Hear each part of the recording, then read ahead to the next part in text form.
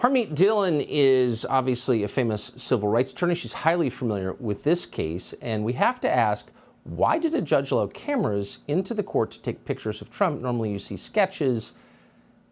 That seemed like part of a strategy, a political strategy, not a legal one. Harmeet Dhillon, thank you for coming on. What did you make of that?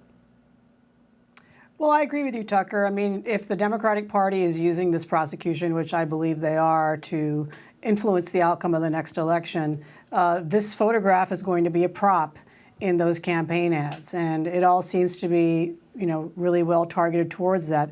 I would even say that the judge not putting a gag order on both sides in this case is the same, because by scolding the defendant and saying, you better stay away from an imaginary line that I'm not going to draw for you, he's effectively chilling his speech while at the same time not putting any constraints whatsoever on the district attorney, who could go out and, in fact, completely ignore his oath to do justice and prejudge that the defendant is already guilty. He said that multiple times in his remarks, while winking and at the same time admitting that he didn't even have to articulate what the charges are.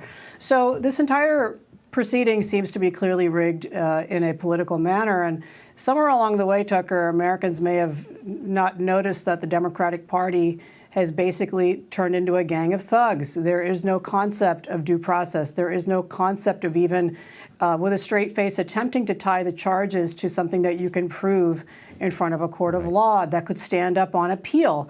And so if there were ever any more evidence than we already suspected, I think the way that today's proceedings went really underscores the political nature of this. And if I were to make a comment about the president's remarks today, I would say that what was missing from that is pointing out that this indictment is really aimed at the American people. It's aimed at President Trump supporters.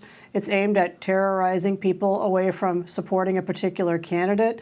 And it is meant to remind all of us that if they can do this to a former president, they can concoct false charges without even articulating what the charges are against any American for political reasons. And that is a form of emotional terrorism, Tucker. It should really be terrifying to all Americans that this is the current state of the law in New York City.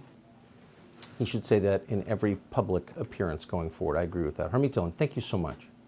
Subscribe to the Fox News YouTube channel to catch our nightly opens, stories that are changing the world and changing your life. From Tucker Carlson Tonight.